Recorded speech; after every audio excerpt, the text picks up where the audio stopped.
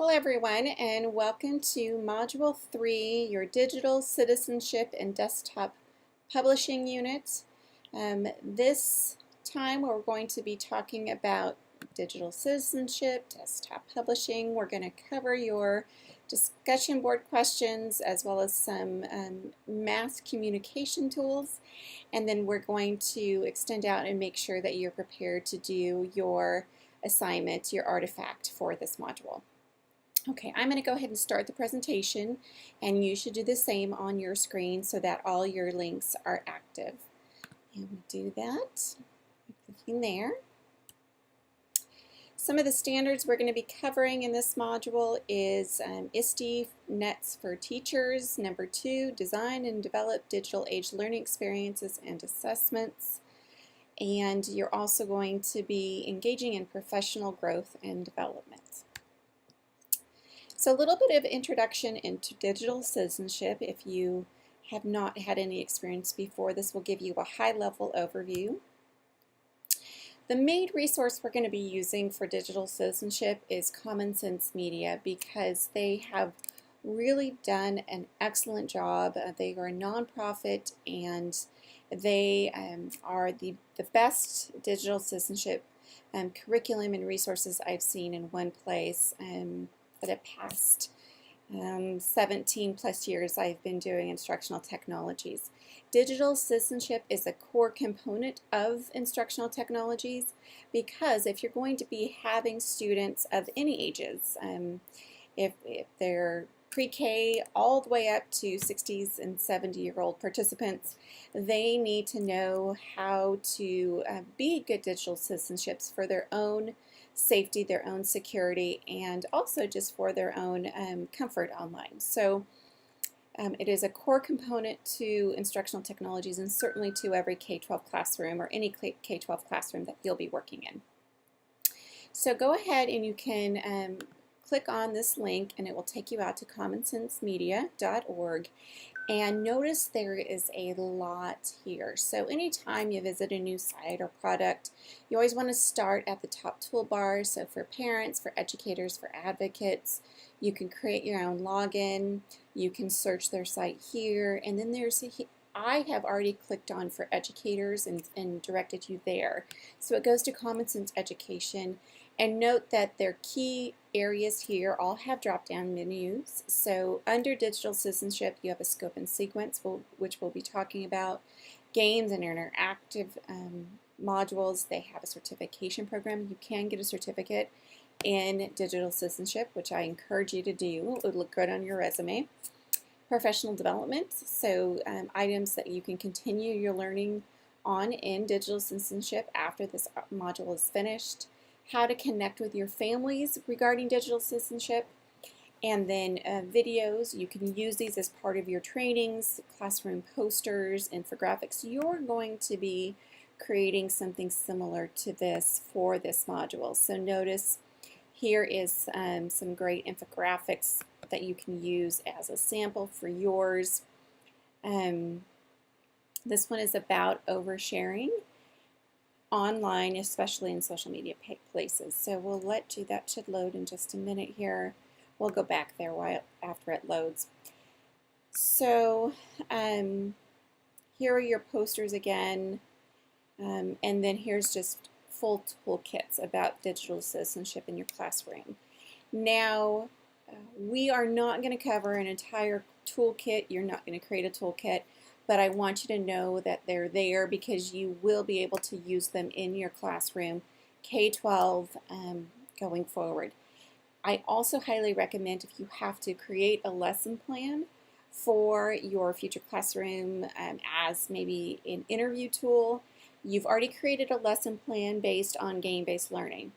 And I have in the past semesters had students create innovative lesson plans on digital citizenship as well. So if you don't feel comfortable or don't want to do a lesson plan, say for an interview, because they will likely have you teach something on game-based learning, then digital citizenship is an excellent one to choose for that as well. And here's a ton of resources for you. So cyberbullying toolkit, here's about SIPA and E-rate. These are some of the main federal initiatives. SIPA is a law about Child Internet Protection Act, so that's protecting kids online. The gender gap and toolkit for your classroom. So these are fully laid out for you. The units are well designed. The tools in the toolkit are excellent, and so you can't go wrong by using one of these. And so also here's some reviews and ratings. These are resources for you, and they are reviewed and rated for you so that you don't have to go out and do a bunch of your own searching on digital citizenship.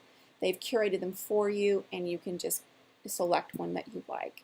Notice they have lesson plans already created for you as well. You could easily flip one of those lesson plans into a innovative ISTE-based lesson plan too. So here's some featured lesson plans, and great resource for you.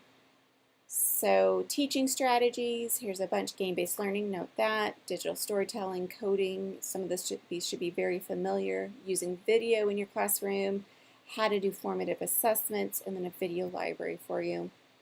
Professional development, here's some one-to-one. So this would be like a Chromebook. Every student in your classroom or in your school has a device, whether it's a cell phone, a smartphone, or a tablet, or a laptop.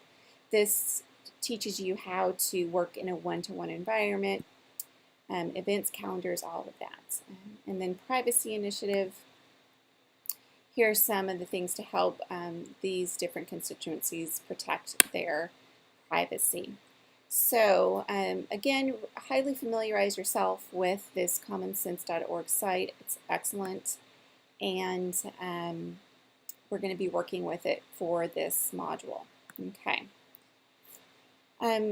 I did reference in that talk that they have a digital citizenship scope sequence. So that again can be found on that site. Let that load. And underneath that, here's your scope and sequence right here. Okay. So you have to decide what grade level you want to teach or think you'll be teaching. Once you decide on what grade level, so you can do 3 to 5, 6 to 8, 9 to 12, and then I'm going to go ahead. I taught middle school for several years. I also taught at the elementary level and high school level, but I think I really enjoyed the middle school the best for K-12. So I'll click on 6 through 8, and then notice they have these units here. Oh, and let me go ahead and download this scope and sequence PDF, and that's what's in your presentation. So here's their introduction, and then here's their curricular framework. These are the key themes that they're hitting on throughout: privacy, security, digital footprint, self-image and identity, creative credit. This is huge. Relationships and communication, info literacy, how to read websites, how to read research, etc. Cyberbullying and digital drama. This is key, especially in middle school. And internet safety. This is key for everybody. How to avoid getting hacked and oversharing information, etc. Okay, so here is the scope and sequence. Now they've updated this a little bit, but I like that one shot at a glance, so we'll go back to that. But for K-2, here's the different units that you have available to you, and notice that they are mapped. So here would be Unit 1, Going Places Safely. This little icon maps back to internet safety. So, and then the second lesson is ABC searching. Notice that maps back to information literacy. And this is kind of a check-off chart for you. Now, in this screenshot that I have here, they also had the overview in one chart, one graphic, which I love, just kind of a one-stop shopping. So here's all of the curriculum themes, strands that you saw. Here's the grade level, and then here's the units. So for, let's go to 6 through 8. They have their Unit 2 covers internet safety for the middle school grades. And then they also have privacy and security, Units 1 and 3, relationships and communication. So it shows you which each one of their units cover under these strands. Okay. Note that that's there, and that will help you, especially as, say you're going to do a whole digital citizenship series throughout an entire year. You're teaching grades 6 through 8. Maybe you can cover one unit per quarter, okay, and that way, and then kind of do a roundup at the 4th quarter. And that way you cover each one of these items throughout the year, and this will help you write those lesson plans and know what standards you're covering and when. Okay.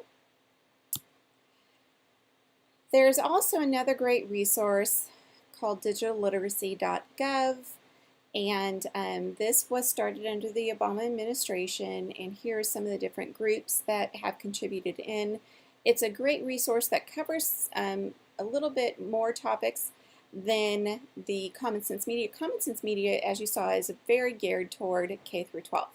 Excellent resources, highly engaging, game-based type stuff. This digitalliteracy.gov is geared toward the entire population. It can be for pre-K and kindergartners at a very, very basic level, all the way up again to elders who are just starting to get in the online space. So this is a little bit more comprehensive and is for all populations. commonsense.org is really focused on K-12 school populations. And here are some of their videos. They have digital literacy courses. They also offer basic computing skills.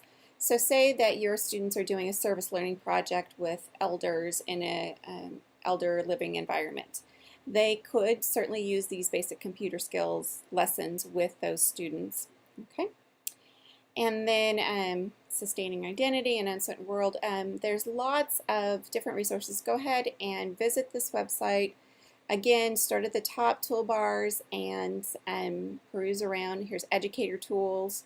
You can learn the basics, job skills, if you have somebody looking for a job that needs help, or you can also collaborate with others in the community, which I always recommend. Here are some of their browse. This is their browse tool, and so you can search for specific things. So say you want to do Child Online Protection Act. That was that CIPA Act that I told you about, which is key throughout all K-12 schools. And we are just making sure kids are protected in online spaces. If you want to, maybe you're teaching at the high school level and you want to do a life skills unit on looking for a job, there is your button there. Okay. Going back to Common Sense Media, because this is probably more engaging for you to use for your students. Here's some of their digital citizenship videos. What you're going to do is kind of choose a strand, and remember I told you that the lesson plan, if you're going to build a lesson plan based on digital citizenship in this curriculum, you'll choose one strand and stay with all the videos related to that. Let's go ahead and go there. Okay, so here is a video on digital compass, teens in tech, kids in tech, etc., power of words.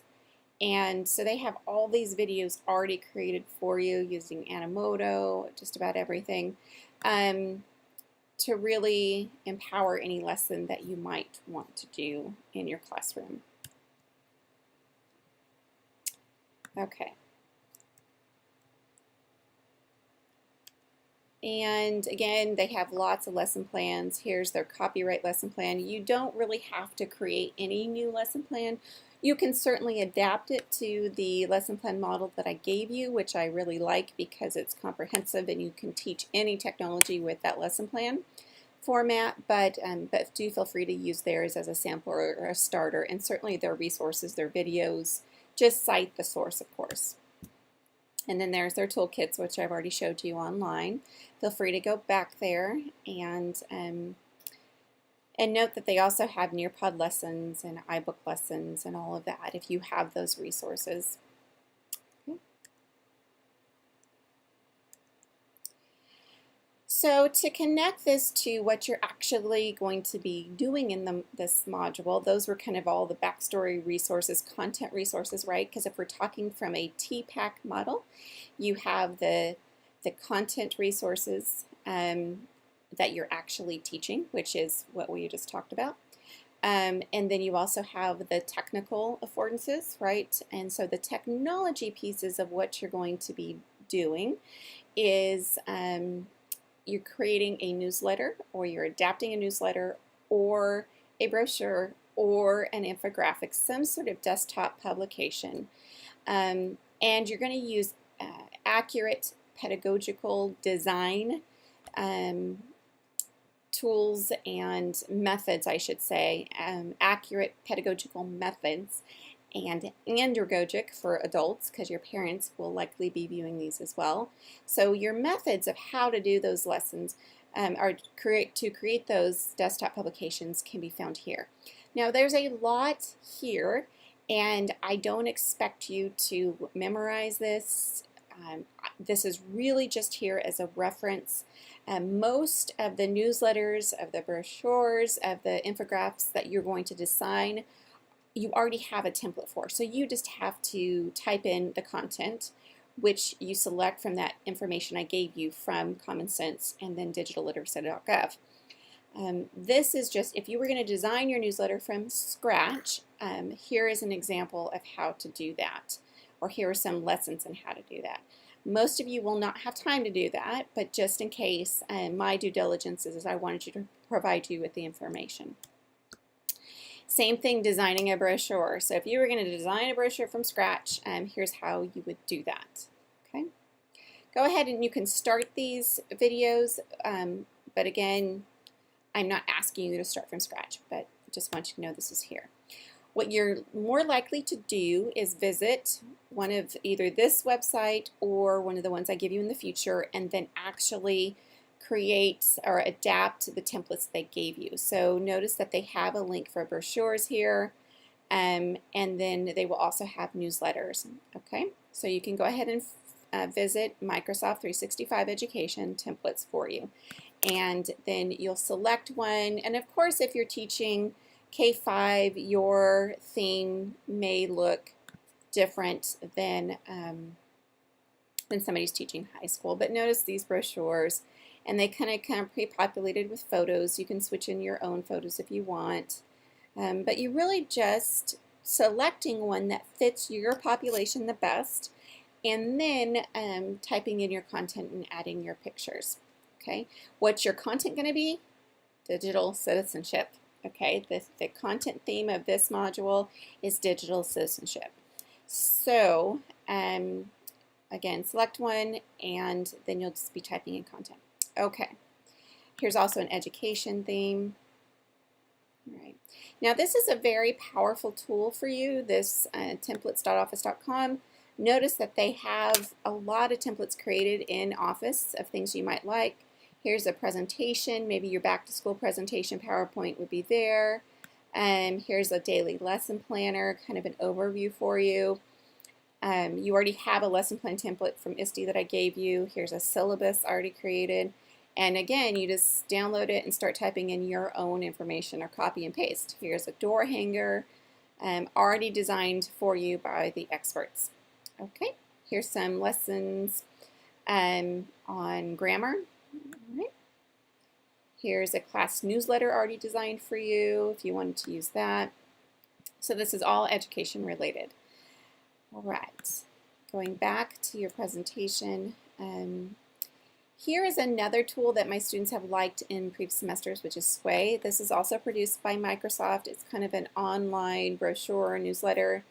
So here's a few ideas of what you can do there, and it's all cloud web-based, and that's much easier to email out a link from Sway, which is what you'll do if you decide to do a sway.com for me, is create it and then just upload the link to our Turn-in link.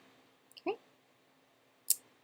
Go ahead and visit sway.com, and you can click around and see if that's the tool you want to use. So you would either use sway.com, or you would pick one of the templates I just showed you at Microsoft. Google also, let me just make sure. Okay. Here's a tutorial on using Sway, so that I downloaded from YouTube for you. It's a short video. You feel free to watch it. Here's the link, and it kind of just gives you a little bit of an introduction about how to use Sway if that's what you choose. Google also has an education template site, and they have templates already created. They aren't as sleekly created. They're kind of teacher created as Microsoft, but that's okay. I mean, if you prefer to use it, go ahead. Also, remember I showed you the Teachers Pay Teachers website. That's not in this presentation, but remember I did show you that in Module 1. So if you wanted to do Teachers Pay Teachers and use one of their brochure, infograph, or newsletter templates, that's fine. One of their desktop publishing. I don't care which one of the three you choose to do as your artifact of those desktop publishing items, but just one is fine. And the content, again, has to be digital citizenship.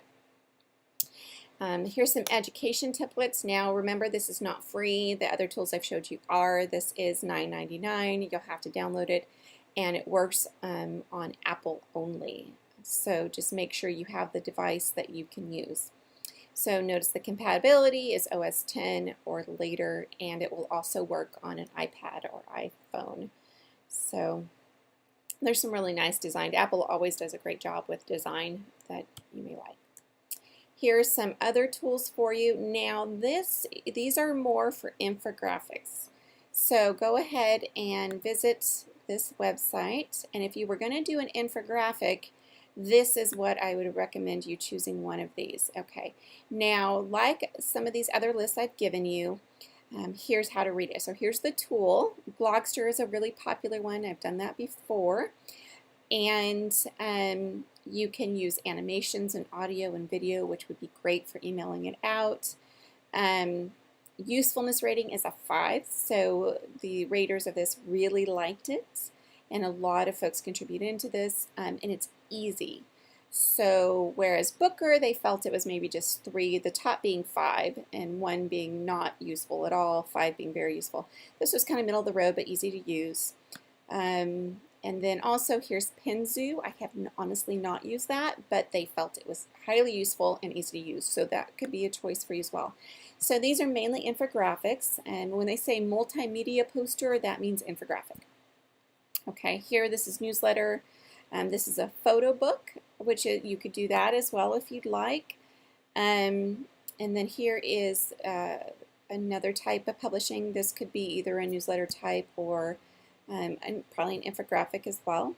Okay, so consider one of those, and let's move on. Here are some other, I added in these infographics this semester. This is 19 great tools to create educational infographics. So here are more tools for you to choose from. Of course, you're just picking one tool and one desktop publishing modality. So brochure, newsletter, or infographic. Okay, and one tool to do that. So I'll get one artifact, right? And it's likely to be one page, and maybe 2, back and front only, no more than that. So the difficulty in this assignment is not going to be that it needs to be lengthy. You're getting basically 2 page, 1 page front and back, or less. The key is to present as much information, relevant information as possible in something that's very pleasing to the eye, aesthetically pleasing. It's beautiful to look at, and engaging for the reader. So multimedia is a bonus, and so that's to get all those components into a 1 to 2 page document is going to be the challenging part.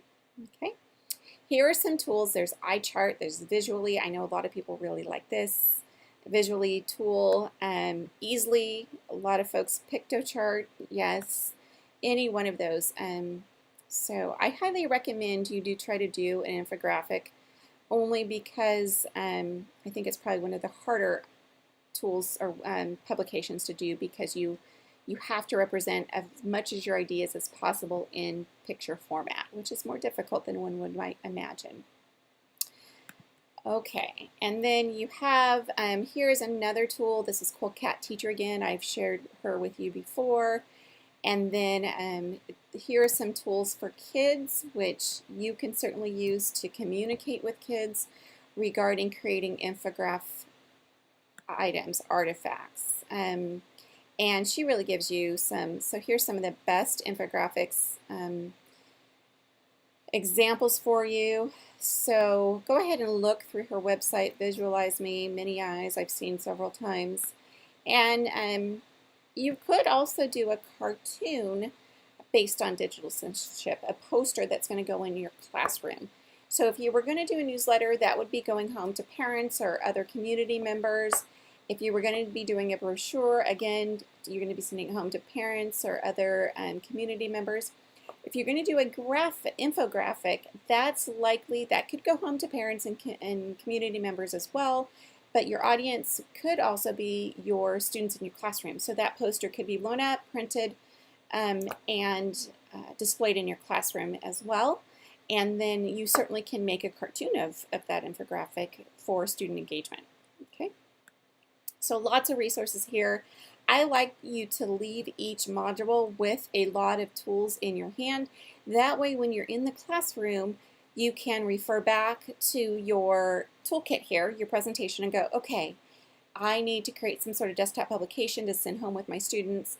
And I remember Dr. Moore gave me a whole list of items that I can choose from. So play this video whenever you're in your classroom and you'll have these resources available to you. That's the goal.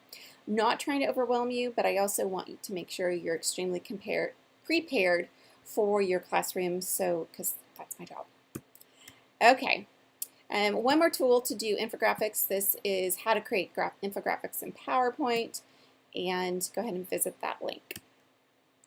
Okay.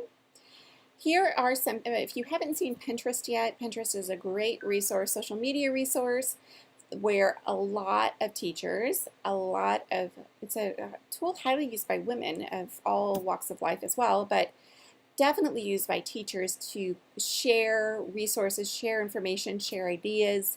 So feel free to visit Pinterest and search around. Teacher brochure, teacher newsletter, teacher infographic, digital citizenship infographic. You can search for any of those items and you'll get just a lot of resources as possible examples for you. Okay, here are some potential lesson plans for creating brochures with your students in your K-12 classroom. This is just an extra bonus gift from me to you. You're not going to be creating a lesson plan on your brochure. You're just creating one desktop publication that's 1 or 2 pages, but this is kind of a gift with purchase. Okay, apply. So applying all that information back to the discussion board, and here are your questions for this module. Number 1, what are the advantages, disadvantages of using an electronic newsletter, a printed newsletter, same thing with an infographic, okay, or any sort of desktop publication. So 2, what is your classroom newsletter strategy? I want you to think through how often you're going to be communicating via newsletter or brochure or infographic. What are you going to include in those desktop publications? Are they going to be printed? If so, do you have a budget for that? Or are you going to be paying for it? Or is it just going to be emailed out to your listserv? Who is it going to be going to? The community? Is it going to be going to parents, to your administration, to the teachers, to everybody, or just students? Number 3, is it important to teach digital citizenship lessons and just general information? Why or why not? And if so, to whom? Who needs these digital citizenship lessons? Number 4, what are the benefits of ongoing regular communication with parents and the community? Remember that the parents just don't drop their students, their kids off to you and then never follow up with them or never interested. It really is a relationship. Your teaching is a relationship with those students, with their parents, with their extended family, with the community. Shortly after I started my teaching career, not only did I know, of course, all my students and my previous students, but I knew the whole community and they knew me. I mean, I couldn't go really anywhere with the community, within the community without somebody saying, hello to me or checking in, or hey, did Sally or Johnny turn in their homework? So you really have a relationship with all of those folks, and they see you as an important part of the community. So what is going to be your role in communicating with them? And then number 5, share 2 to 3 key learnings from our textbooks, chapter 7 and 8. You have your book, and hopefully that you downloaded or ordered, and integrating technology into the classroom. And so please just share 2 to 3 key learnings. You know, if you read the discussion board and somebody's already said whatever, please pick something new. Hopefully, I'm sure we'll have some repetition, but try not to be too repetitive in your discussion board posts. Okay. And then reflecting, wanted you to reflect about the mass communication. If you're going to be emailing out to the entire community, that means bulk mailing, which is more emailing, which is more than 250. Here are some tools that you're going to need. When I was designing a social media campaign for, she's an international leader actually, and I did that in 2010. That was one of the biggest issues. My biggest hurdles for her was, how do I mass email out over 250? Because Google will block. They don't want you spamming or sending junk mail to people. So you have to set up a group, and here are some instructions on how to do that. And then here are some also bulk mailing services that I like and recommend. One is MailChimp. It's free forever for a certain list of capabilities. If you want more of the advanced capabilities, it's premium for it's paid for the extra premium services, but you can start there. And then here's some getting started with MailChimp. Here's all your instructions and tutorials and all of that. Okay.